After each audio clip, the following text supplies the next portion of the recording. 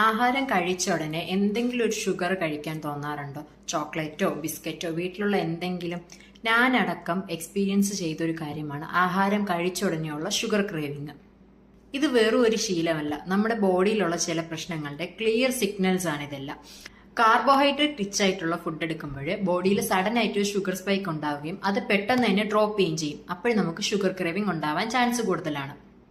അതുപോലെ ഗട്ടില് bad bacteria കൂടിയാലും sugar cravings ഉണ്ടാകാം. നമ്മൾ കഴിക്കുന്ന ആഹാരത്തിൽ പ്രോട്ടീന്റെയും ഫൈബറിന്റെയും കണ്ടന്റ് കുറയുന്നത് കൊണ്ടും ചില ന്യൂട്രീഷണൽ ഡെഫിഷ്യൻസീസ് കൊണ്ട് മഗ്നീഷ്യം, സിങ്ക്, അയൺ, കാൽഷ്യം പോലുള്ള ന്യൂട്രീഷണൽ ഡെഫിഷ്യൻസീസ് കൊണ്ടും ഷുഗർ ക്രേവിങ്സ് ഉണ്ടാകാം.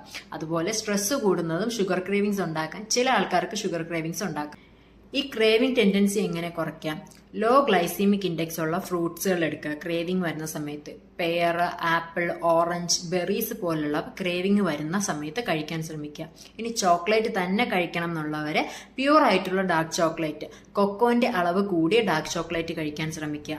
ആഹാരം കഴിച്ചതിന് ശേഷം 5-10 മിനിറ്റ് നടക്കുന്നത് നല്ലതാണ്. ആഹാരം കഴിച്ചതിന് ശേഷം കുറച്ച് ജീരകം കഴിക്കുന്നത് ഈ ഗട്ട് ബാക്ടീരിയസിന് നല്ലത്. എപ്പോഴും ഒരു ബാലൻസ്ഡ് ഡയറ്റ് മെയിൻറ്റെയിൻ ചെയ്യാനായിട്ട് ശ്രമിക്കുക.